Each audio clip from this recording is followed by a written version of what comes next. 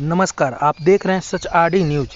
CM Arvind Kejriwal की ED गिरफ्तारी के खिलाफ आम आदमी पार्टी के कार्यकर्ताओं ने विरोध प्रदर्शन किया।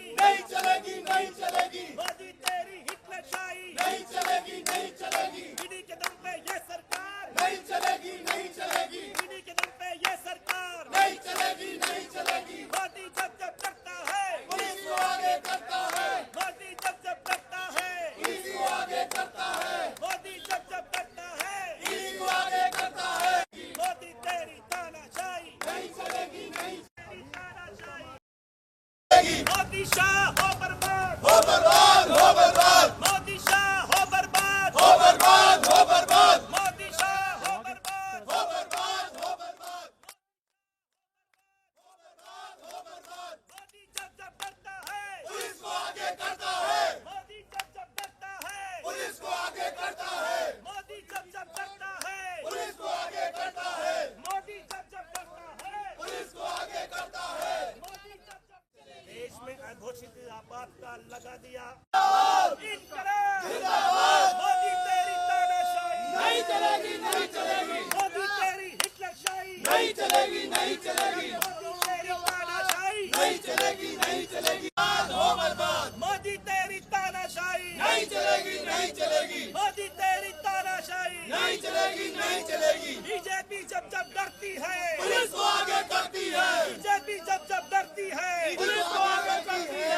मोदी जब डरता है पुलिस को आगे करता है। मोदी जब डरता है पुलिस को आगे करता है। भारत माता की जय, भारत माता की जय। अरविंद केजरीवाल जिंदाबाद, अरविंद केजरीवाल जिंदाबाद। अरविंद तुम संघर्ष करो, हम तुम्हारे साथ हैं। अरविंद तुम संघर्ष करो, हम तुम्हारे साथ हैं। अरविंद तुम चलेगी। मोदी शाह हो बर्बाद। हत्या बंद करो, बंद करो, बंद करो। लोकतंत्र की हत्या बंद करो, बंद करो, बंद करो। संविधान विरोधी ये नहीं चलेगी, संविधान विरोधी ये सरकार नहीं चलेगी, नहीं चलेगी। कल अरविंद केजरीवाल जी को गिरफ्तार किया, इसको आप कैसे देखते हैं? देखिए, अरविंद केजरीवाल जी गिरफ्तारी इस देश के लोकतंत्र की गिरफ्तारी है। इस संविधान पे बाबा साहब अम्बेडकर के कुठाराघात करने का काम मोदी सरकार ने किया है। आज जैसे ईडी और सीबीआई का दुरुपयोग करके मोदी सरकार ने उन्हें जेल में डालने का काम किया है, और जेल में डालने के बाद भी इतना डर मोदी जी को लग रहा है। अब तो जेल में डाल दिया अरविंद केजरीवाल जी को आपने, आपको तो लग रहा था आम आदमी पार्टी खत्म हो जाएगी, आम आदमी पार्टी समाप्त हो जाएगी, अरविंद केजरीवाल जी अकेले हैं। अरविंद केजरीवाल जी को जेल में नहीं डाला है आप लोगों ने, आपने इस देश के लोकतंत्र को जेल में डालने का काम किया है, देश की उम्मीदों को जेल में डालने का काम किया है। और आज आप कितने अरविंद केजरीवाल जेल में डालोगे? इस देश में लाखों अरविंद केजरीवाल को खड़े करके गए हैं, जो इस देश के संविधान को बचाने की, लोकतंत्र को बचाने की लड़ाई को लड़ने का काम करेंगे, जो इस देश में ईडी और सीबीआई का दुरुपयोग जो हो रहा है उसके खिलाफ आवाज उठाने का काम करेंगे। और ना अरविंद केजरीवाल झुकने वाले हैं, ना आम आदमी पार्टी का कार्यकर्ता झुकेगा, ना इस देश के लोग झुकेंगे। मोदी सरकार की तानाशाही को उखाड़ के फेंकने का ये लोग कब काम करने वाले हैं, और देश के लोगों ने ठान लिया है। लेकिन आप सोचिए कि कितनी गंदी राजनीति के तहत उन्हें जेल में डालने का काम किया गया है। और इतना डर, क्या मोदी चुनाव देश में अकेले लड़ना चाहते हैं? सामने कोई हो ही ना, विपक्ष को खत्म करना चाहते हैं, नस्तानाबूद करना चाहते हैं, फिर काहे का चुनाव आयोग है, काहे का इलेक्शन कमीशन है, किस बात का चुनाव है? चुनाव खत्म किए जाए, क्यों चुनाव करा रहे हैं? राजाशाही लागू हो चुकी है देश के अंदर, घोषित आपदाकाल देश में लागू हो चुका है। मैं देश के लोगों से निवेदन कर रहा हूं कि अगर अब भी नहीं जागे, अब भी नहीं उठे, तो आपके वोट के अधिकार को छीन लिया जाएगा। इस देश में अघोषित आपदाकाल लग चुका है, सबको खड़ा होना पड़ेगा, सबको सड़कों पे आना पड़ेगा, सबको निकलना पड़ेगा। ये देश को बचाने की लड़ाई है, देश के लोकतंत्र को बचाने की लड़ाई है। सिर्फ अकेले अरविंद केजरीवाल जी की लड़ाई नहीं है, ये देश के हर उस नागरिक की लड़ाई है जो देश के संविधान में विश्वास रखता है, जो भारत के लोकतंत्र में विश्वास रखता है। असूलों पे जो आंच आए तो टकराना जरूरी है, अगर जिंदा हो तो जिंदा नजर आना जरूरी है।